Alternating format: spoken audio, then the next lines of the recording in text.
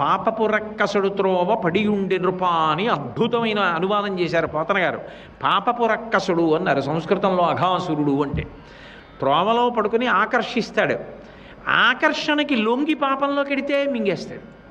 మీరు వెళ్ళకపోతే నేను వెళ్ళను నాకు ఈశ్వరుడు కావాలన్నారు అనుకోండి, బలవంతంగా మింగలేడు. మిమ్మల్ని బలవంతంగా గ్రసించడం పాపం చేయలేదు. పాపం ఆకర్షణ చూపించి లాగడానికి ప్రయత్నిస్తుంది అంతే. అందుకే కలియుగంలో పాపాన్ని చేస్తేనే పాప ఫలితం ఇస్తారు, కానీ చేసిన కాని పాపములు చెందవు. చేయతలంచినంతటన్ చేసేదనన్న మాత్రమున చెందు కదా కలిలోన పుణ్యముల్ మోసములీదటంచు నృపముఖ్యుడు కాచ కలిన్.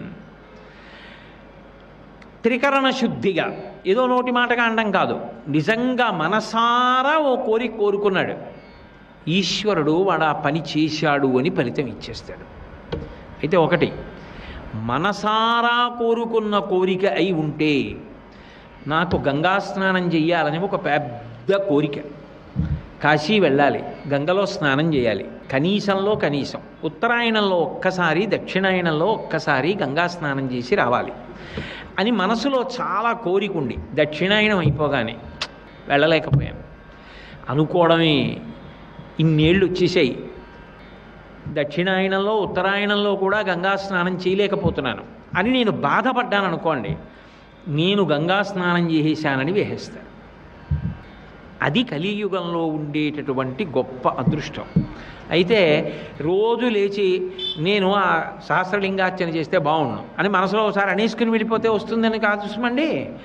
త్రికరణ శుద్ధిగా ఆర్తి పొంది అన్నవాడైతే పాపం ఆయన తీర్చుకోవడానికి ప్రతిబంధకములను దాటలేకపోతే, అటువంటప్పుడు చేసేదనన్న మాత్రమున చెందు కదా కలిలోన పుణ్యముల్, అలా అనుకున్నంత మాత్రం చేత పుణ్యాన్ని ఇస్తున్నాడు.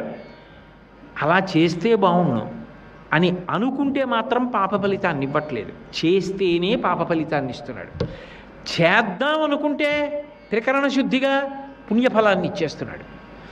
అందుకే మోసము లేదటంచు నృపముఖ్యుడు కాచ కలిన్, అందుకు పరీక్షిత్తు చంపడం మానేశాడు.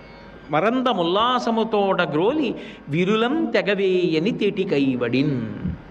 తేనె ఉల్లాసంగా తాగి పువ్వుని పాడు చేయనటువంటి తుమ్మెద ఎంత మర్యాదగా ప్రవర్తించిందో అలా ఈయనని కట్టడి చేశాను, కొన్ని స్థానాలే ఇచ్చాను. ఇప్పుడు ఆయన ఉండడం వల్ల సమాజానికి ప్రయోజనం ఉన్నది ఈ యుగంలో, కాబట్టి ఇతన్ని చంపేయకూడదు, వదిలిపెట్టేశాడు పరీక్షిత్. అది భగవంతుడిచ్చినటువంటి మొట్టమొదటి అవకాశం కలియుగంలో. నువ్వు ఏ కారణం చేతనైనా ఏ పరిమితుల వలననైనా, అందుకే గంగాస్నాన ప్రకరణంలో వ్యాఖ్యానంలో ఒక మాట అంటారు, తీరా కాశీ గంగ స్నానం చేద్దాం అనుకుని వెళ్ళాడు, తీరా గంగా స్నానానికి అని వెళ్ళిన తర్వాత కాశీలో తెల్లారగానే 104 జ్వరం వచ్చింది. ఇప్పుడు ఆ గదిలో పడుకుని ఏడుస్తున్నాడు, అయ్యో ఇంత దూరం వచ్చాను గంగ స్నానానికి వెళ్ళలేకపోతున్నాను. తనతో వచ్చిన వాళ్ళు వెళ్ళి గంగ స్నానం చేసి వచ్చేసారు. ఇప్పుడు ఇంత దూరం వచ్చాను గంగ స్నానం చేయలేకపోయానని ఏడిచిన వాడికి గంగా స్నానం చేసినటువంటి ఫలితాన్ని ఇచ్చేశారు. కాబట్టి మోసము లేదటంచు నృపముఖ్యుడు కాచ కలిన్, మోసము లేదు అని చెప్పి మహానుభావుడు పరీక్షిత్ కలిపురుషుణ్ణి సంహరించకుండా వదిలిపెట్టాడు. సర్వం శ్రీ ఉమామహేశ్వర పరబ్రహ్మార్పణమస్తు. స్వస్తి.